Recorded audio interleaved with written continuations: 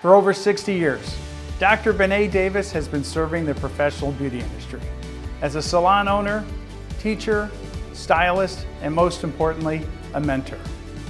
For 54 years, Dr. Davis has been a member of Cosmetologists Chicago, and in 2018, we honored him as a lifelong member.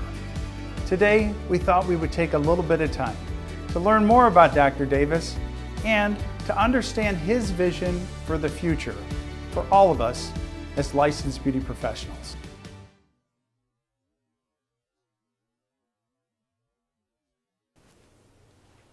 Hey, Dr. Davis. How are you? Good to see you again. Why did you pursue a career in cosmetology? Because I love what I do and I had a passion for it. And when you have passion for something, you will continue, go and learn new techniques and training. In order for you to move forward, regardless how old you are in the field, if you continue to work at it, even though it's a job, however, but it's something that I love to do and you never get tired. What do you love about this industry? I love it because it's making people look beautiful and being very creative and making them feel good about themselves. Today, I'm still studying, I'm still taking courses, I'm still going to trade shows, such as the show we're going to be doing real soon. How do you see education continuing to be relevant and inspiring going forward in the future?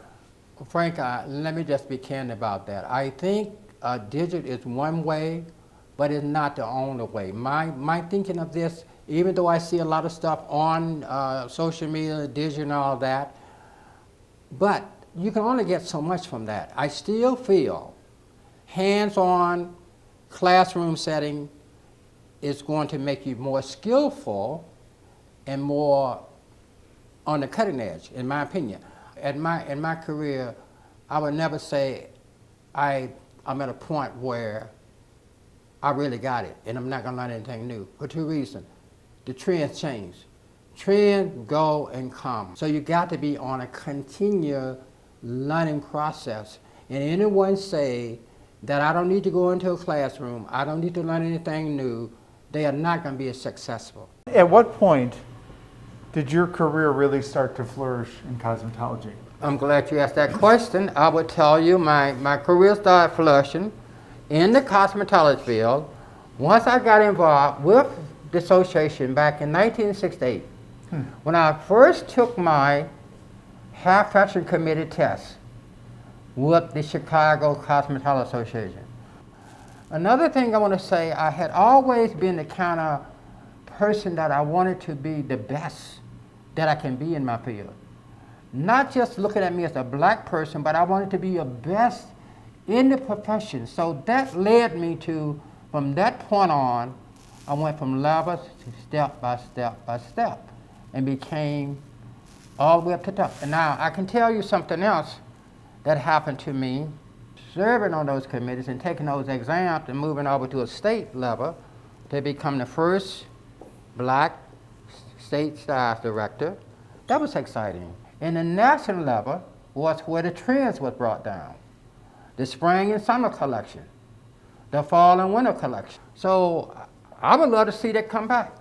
I would love to see something like that come back for the new generation because we're influencing the trends as a community, as a professional community. Right. We're influencing, not responding to them, but we're influencing them. Absolutely. The artists themselves are influencing the trend. Absolutely. How can we better unite as an industry and really serve others? Well, I think it's important that we create an advisory board with the new generation to move forward, make them part of that, honorary members of an advisory board for the Cosmetology Association. And this is going to inspire them to get them motivated how important it is for them to be part of an association, because you can go to school, but it is important that we have that, and this will make them feel part of the association. It has nothing to do with the board of directors. They just would hear their voices, what they want, the feedback we need in the association to move forward. Sure. I also propose a manufacturer advisory board as well, and we make these people honorary because they become part of an organization, the beauty industry. And we are moving from the old generation into a new generation, and moving to the 21st century, we got to look at things a lot different. And I feel strongly the advisory board, honorary members, would be part of that direction we need to go. If you could give career advice to your 24-year-old self, what career advice would you tell yourself at this time? The advice that I would give to keep moving, because the trends are changing so fast. They're ever changing. And that is, to me, that is very important. That's the advice I would give. And I would urge 24-year-olds, have the passion, have patience. You got to have passion, you got to have a commitment. And it have to be something you really enjoy doing. And, you know, I think that's the key to where I am today, why I'm still in it. Someone asked me about a week ago, why are you still into the beauty field? It's because of my love. So something you love, you don't get up in the morning and come to work and you say, well, I hate going to that job, or I don't want to go there because it's not something I want to do.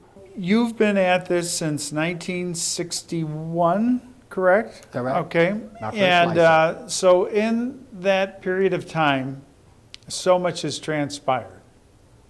What, if you could give me a list of firsts, because you've been the first at so many things. If you could just write down your list of firsts that you've achieved since 1961, I think it would just be such an inspiring thought to share with others. Okay. Well, the first thing that happened to me in 1968, I was the first African American to take the exam and become part of Chicago Hair Fashion Committee. The next thing happened to me, my goals was to move to the state. I became a state member, the first African American to become on the state Hair Fashion Committee. The next movement took place for Benia Davis was to become a state stylist director. I became that. Then in 1970, my goals were to shoot for the national level, where all the trends are created for the United States of America. I had to take a test for that, of course, and all those levels had to be tested. I passed it in 1971 in Hair America. It was called back in those days the official Hair Fashion Committee. And guess what? There was more than 300 and some odd whites. I was the first African American to pass all those ranks all the way up to the top. First African American to be appointed to become the state style director. Dr. Davis, thank you so much for your time today. We so appreciate you, and we appreciate everything that you've done for our industry and for all the future professionals out there. Your legacy is something that we truly, truly honor. Thank you again for your time.